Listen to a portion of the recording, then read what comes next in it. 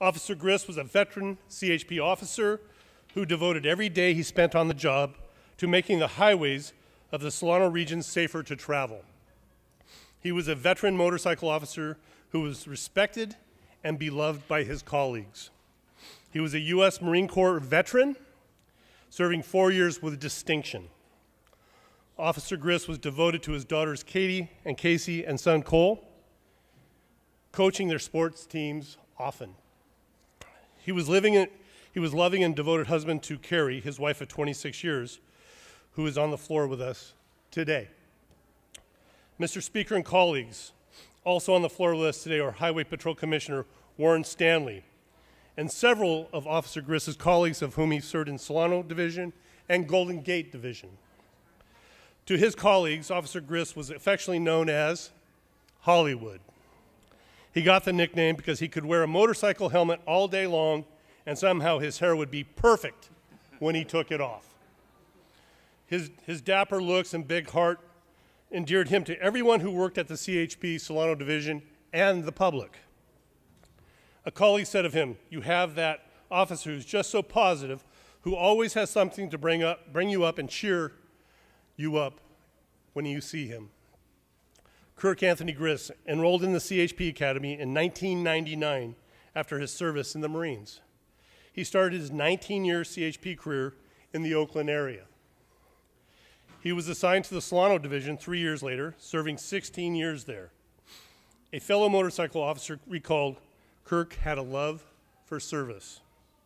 Mr. Speaker and colleagues, our debt of gratitude to Officer Griss is one that can never, ever be repaid. But we can do one small thing to help keep Officer Griss forever in our hearts and minds. The resolution we are voting on today, ACR 4, will name the 505 freeway from the Interstate 80 interchange to Vaca Valley Parkway the CHP Officer Kirk Griss Memorial Highway. This was the choice of Officer Griss, his family. It is located in the heart of Vacaville, the Vacaville community, where Officer Griss and his service will always be remembered. In conformance with state law, after Caltrans has determined the cost of creating and erecting the highway signs, they will be paid for with private donations. Members, we were never promised tomorrow, and this family has lost a loved one protecting us. Please do me the honor of celebrating this family today with an aye vote. The first roll will be open for co-authors on ACR 4. This is for co-authors on the resolution. Clerk will open the roll. Members, this is for co-authors. This is for co-authors on the resolution, co-authors on ACR 4.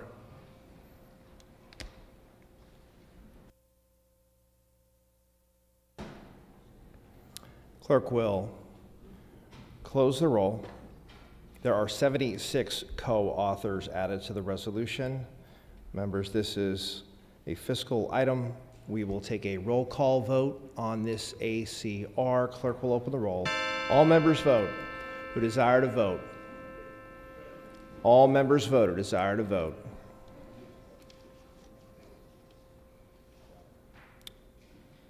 All members vote who desire to vote. The clerk will close the roll and tally the vote. Ayes 76, no 0. That resolution is adopted. Mr. Frazier, I'm going to recognize you from my desk in the rear of the chamber for your special guest introduction. Thank you, Mr. Speaker. Colleagues, I had the honor a week ago last Friday to attend the CHP graduation with our beloved governor, Gavin Newsom. And I saw him hand out 63 badges to new highway patrol officers, the first governor to attend the academy in 10 years. And I see a new synergy going along. We're supporting public safety. This was a crime to lose this officer on something that should have never happened if we had stronger deterrence. But I would love to introduce Kirk's wife, Carrie Griss, her dear friend Susan Moody, who also lost her husband in the line of duty, Commissioner Warren Stanley, and officers from the Golden Gate Division and also Solano, and admin staff over on the side there from CHP here in Sacramento. Please remember Kirk. Remember his sacrifice and his family's sacrifice when we have something to vote on that will protect these officers' lives. With that, I introduce our guests.